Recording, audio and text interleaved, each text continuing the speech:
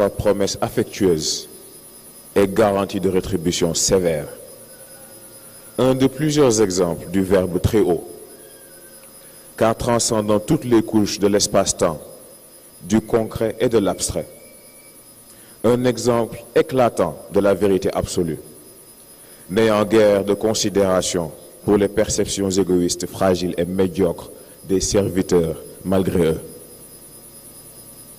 Remontons plutôt à l'origine de l'épreuve qui nous est octroyée par la grâce divine.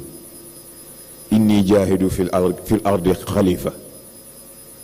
Un héritage lourd à l'héritier inconnu et sans historique. Un fardeau plus que légendaire, car même les cieux, dans leur sagesse, dans leur vaste sagesse, se présentent en contestation. Dans leur désespoir, ou pour certains, leur arrogance, ont-ils tous négligé l'extrême indépendance de la vérité absolue, ne dépendant ni de leur perception, ni de leur sensibilité ou de leur intérêt. Elle ne répond que de la volonté supérieure. Et ce n'est donc pas une question posée ou un avis demandé, c'est une déclaration officielle, une affirmation directe. Il semble cependant qu'à travers les âges et les marées des événements, que cet être choisi se contente du confort, de la garantie apparente de son succès, prédéterminé, oubliant trop facilement le contrat forgé solennellement. Alastu bi rabbikum qalu bala. Cet être à l'image de son créateur, doté d'esprit, de volonté et d'un potentiel évolutionnel illimité, s'offrant sans réserve à la merci et à la miséricorde du Très-Haut. La beauté d'un choix fait sans contrainte, menace ou corruption. Telle est la nature de ce pacte céleste, une promesse qui retentira à travers la création.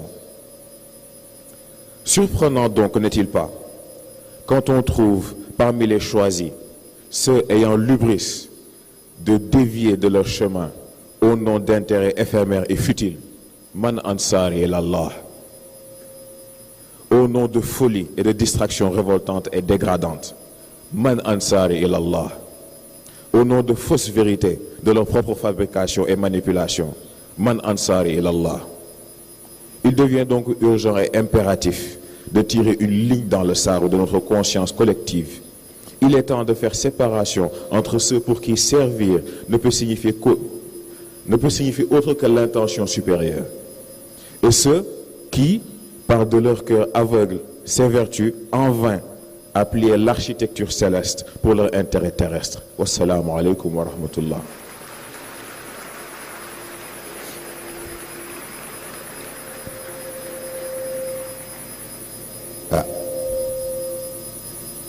Yàlla xam na ni day